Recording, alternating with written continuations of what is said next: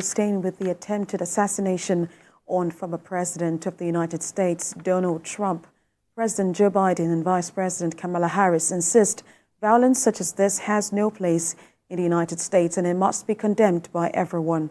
World leaders have also expressed their support for the former president who escaped death at his presidential rally in Pennsylvania. Former President Barack Obama in a tweet says there is absolutely no place for political violence in the U.S. democracy. George Bush says he is grateful that Mr. Trump is safe following the cowardly attack on his life. Israeli Prime Minister Benjamin Netanyahu and President of Venezuela Nicolas Maduro also condemned the attack, praying for Donald Trump's safety. And President Bola Tinubu has also condemned the assassination attempt, describing the attack as distasteful. In a statement on X, the Nigerian president said, quote, "I extend my sympathies to the former president and wish him relief. I also condole with the family of the deceased and those wounded and wish them a quick recovery," end quote. In reaction to the assassination attempt, Mr. Donald Trump says Americans should condemn the action and stay united. There is more in this report. The 13th of July 2024 is one day that cannot leave American and global history. Former U.S. President and Republican presidential candidate for the November 2024 election, Donald Trump, survived an assassination attempt during his campaign in Butler, Pennsylvania. As he was speaking to a large crowd, shots rang out, sparking panic in the crowd, with Secret Service agents swarming around the former president. Mr. Trump emerged with a bloody face, saying he was shot in the ear.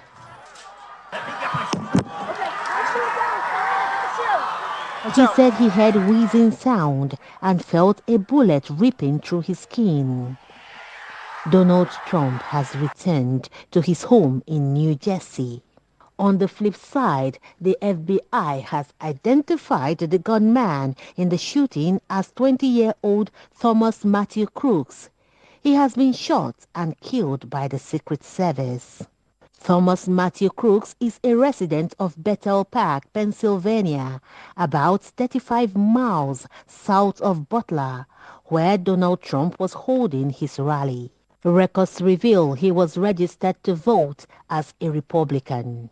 As former President Donald Trump's assassination attempt raises questions on U.S. security efficiency, the main investigative board of the U.S. House of Representatives, the Oversight Committee, has summoned U.S. Secret Service Director Kimberly Chittle to testify at a hearing on the 22nd of July 2024. The panel said in a statement on social media that Americans demand answers about the assassination attempt. At a news conference earlier, the FBI Special Agent Kevin Rojek said, quote, "It is surprising that the gunman was able to open fire on the stage before the Secret Service killed him." It's still an active crime scene. As I mentioned, we have a number of agents on scene. We also are working closely with other federal agencies, our state partners, and our local police partners as well. Meanwhile, the President of the United States, Joe Biden, has condemned the attack on former President Donald Trump, calling on all Americans to denounce what he described as sick violence that must be condemned.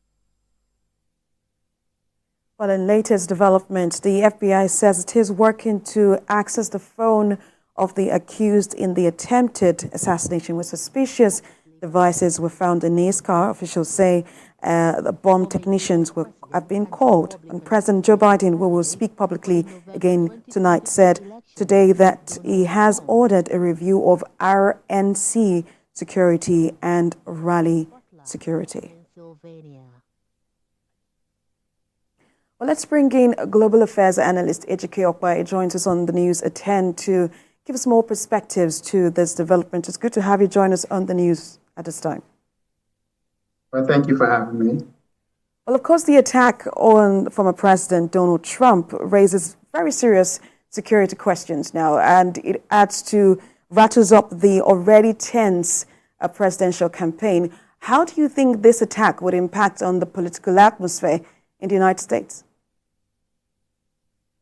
Well, I mean, a lot of Americans, or majority of Americans, are dismayed and disappointed that, what we typically would think happens in some part of the world is being brought home, in our own very soil. Having a presidential candidate being, I mean, usually you go after the president, but not the candidate. So I think this is the first time an attempt is being made on a candidate. And before now, you have that tension between, the Democrats and the Republicans. They've tried to imprison Trump. They've thrown all legal issues at him. He's still standing. And so this was just the last attempt. Let's just take out his life. And maybe for those who believe in God and who believe in this kind of stuff, they're thinking God hasn't finished his job with Trump. It's a dark moment. It's a dark spot on the history of America. Because again, why would such a thing happen? I mean, we can have a strong political disagreement, but where you go to eliminating a candidate so that something will happen is just very shameful. I don't have words or phrases for it, but I am dismayed, I'm disappointed. But thank God he's still standing. And then we got November to go and indicate who we want to be the next president of America.